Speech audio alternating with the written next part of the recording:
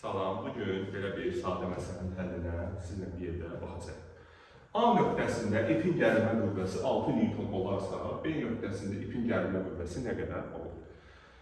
Deməli, burada məsələdə özünüzə verin ki, A nöqtəsində həm bu hissədə ipin gərilmə qüvvəsi nə qədərdir? 6 Newton.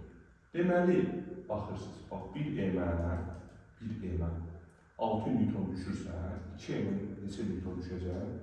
12 Newton.